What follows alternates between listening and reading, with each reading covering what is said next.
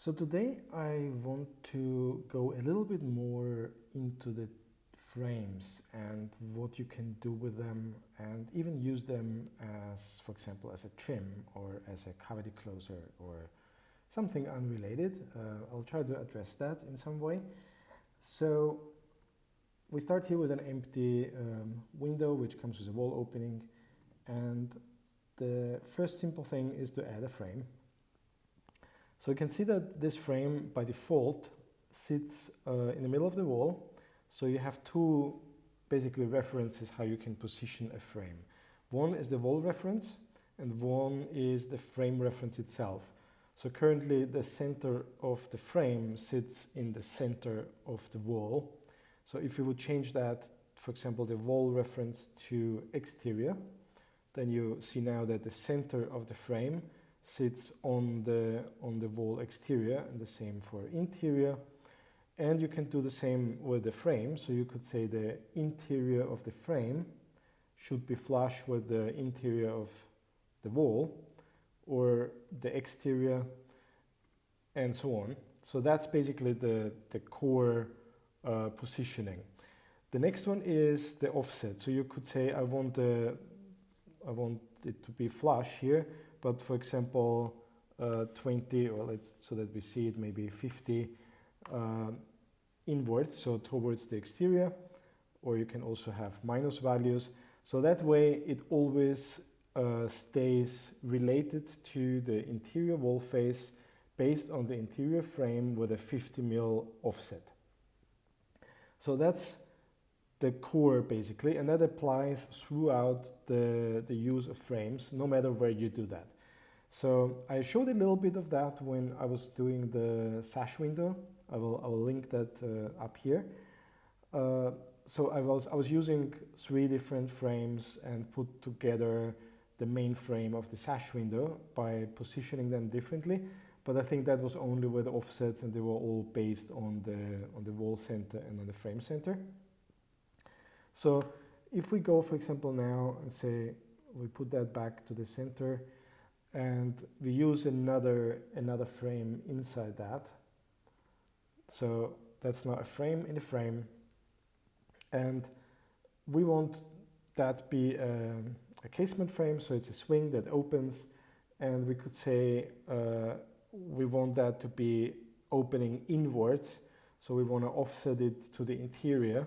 So we could offset that by, let's say, 30, then this goes inwards, and it overlaps with the main frame, which brings us to the insets. So you have insets to control here. So the plus value brings it inwards. So if I would say 50 here, then it goes inwards. So you see this gap. And if I do minus, then that would go outwards. So it overlaps. You can see in the elevation here the hidden line. So that's basically the yellow main frame. And then, so we can also like highlight this. This is the main frame. This is the swing, the casement frame. So, and you can insert the main frame, for example. So if you have a rough distance to the wall, so you could say there's a whatever 15 insets. So then you have this here. Yeah, and then you have the different insets for different sides. So this is, you can see here the equal button. So at the moment this 15 applies equally around. If you press that, you get left, right, top and bottom. So you could say at the bottom, for example, for the sill, I need more rough distance. So I would need, let's say, 50, so that we see that. So now you get the 50 here, but still the 15 around. When you go back, when you click that button, the equal button, then it will take this left value. So the first value, whatever is that, will be applied to all sides around. The next one is the frame profile. So at the moment, the default when you add a frame is in millimeters, what I use now. It's different for imperial ones, but it's 100 by 80.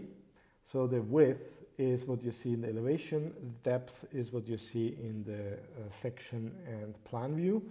So if we would change the casement frame here, for example, to 100 depth, then, sorry, that was the main frame, the yellow one. So now you can see that has 100 by 100, and that's applied all around, so all four sides. If I would go here on this equal button again, then you can see the different sides. So every side has its own dimensions. So they're all 100 by 100 right now, but maybe you need the bottom to be higher. So we could say the bottom should be 150. Maybe in this case we don't have we have still the same rough distance, and now, for example, your sill would sit in front of this frame, so that maybe it would be a reason for having a different frame. So you can control every single side, and you could also say there's no frame at the bottom. So at the bottom, I switch off the main frame, and in this case, I would need this frame to be different with the inset. So at the bottom, maybe there's no inset. Then it looks like that, which is a little bit like a door.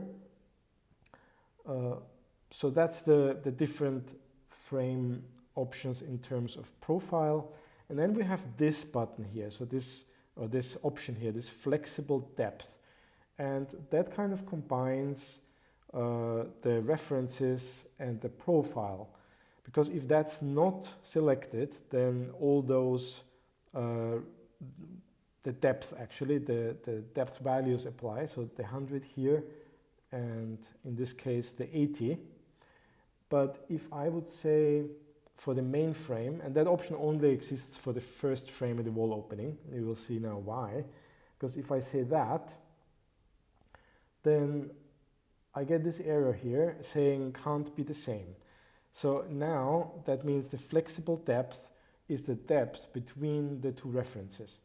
So, and you see that there's no frame reference either. So all references are now wall references. So you could say, I want the frame to go from exterior to interior. So in this case, you get a frame that stretches now with your wall width, the wall thickness. And you can also offset. You can say, I want it to be, let's say, 50 in, or that would be on the exterior side, we want 50 in, and here 50 in the other direction. So now when you change the wall thickness, so if I would say the wall is now 400, then the frame will flex with it. This other frame still sits on its frame reference. So if we say 0, then this sits now centered, and that's always the option, like with the child frame. So when the main frame is flexible depth, so it's constrained to the wall, either interior, center, or exterior, then the frame inside will always go center, or the exterior in the center, or the interior on the center. So and this relates to this casement frame, so the subframe. We can also change here, for example, it just can't be the same, but you could say, I want instead of the exterior, I want the center. So now you have 50 from the center, or we say center without offset, so center here to interior. So that would basically stretch the frame from here to there. So yeah, that's pretty much what you can do with the wall references and the profiles. So if I switch that off, it will go back to honor those values here. So now the frame is again 100. If I make that equal, I make that equal, so we get that frame back. And we do that equal, so then that's all the way around. So one more thing which I mentioned in the beginning is that you can use this frame element to also create other things like a trim, for example. So let's try how that would look like. So this is we have this window here. Let's just put a panel in, like a glass, so that this is a complete window. And this one, let's just set that back to center minus 50, for example. So that sits here. So now we have a main frame, the swing, we have the glass. So now on the exterior side, we want to have well, let's put it on the interior side, because right now the elevation only shows the interior side. That will come soon to change here. So we add to the wall opening another frame. And this frame, which you can see here a little bit, we want to sit on the interior side now, because we want to build a trim, which is on the sides and on the top and not at the bottom. So let's put this frame with its exterior face. So the frame reference should be exterior and the wall reference should be interior. So it sits basically here. We want that to be, let's say, 30 depth and 150 in width. And because we want it to sit outside, we want to insert the full width of the frame, so that's minus 150. Then it sits outside. So now we have basically a trim all the way around. And maybe we say we don't want the trim at the bottom, so we would go to the profiles and say there's no bottom one. And in this case, we want this to end here, so that would mean that there's no bottom inside either. So that would look like that in some way. So you can see it in the plan view, you can see it in the section and in the elevation. And you can do the same on the exterior side, which would then basically be exterior and interior.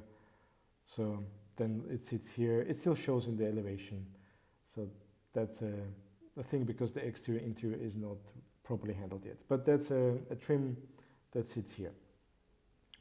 So that was a trim. So you could do the same currently with a cavity closer. So you can obviously add another frame, and you can say this frame is whatever is the cavity. Let's say it's 80 by 80. Then this is a square, and it sits minus 80. Then it sits out there. You still see it in the elevation because it kind of handles it as a frame, but that's probably something that we'll fix in one of the next updates, so that it actually shows the wall and it would hide it. But you can see it correctly here in the plan and in the section.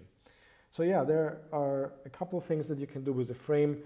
You can combine frames like I did in the sash window example. I'll link that again here in the top of the screen. And yeah, so I will go more in these other options here. This subcategory detail levels, material parameter in another screencast, because that doesn't only apply to the frame, but on the note of the trim, for example, if that's the trim, and we can call that, for example, trim here, so that it's clear. So that trim, you could change here the subcategory to trim. So that's relevant to the frame, because now it would apply the default materials for the trim and doesn't treat it as a frame. So yeah, that's for this screencast. If you would like to give that a try, you can sign up for free at revitfamily.app, and you get 5 free credits, so you can create families. Playing around in the editor is completely free, so you can set up as many windows as you want. It's only 1 credit, which is equivalent to $1 approximately per generated family. And yeah, I will put a link in the description. See you in the next screencast.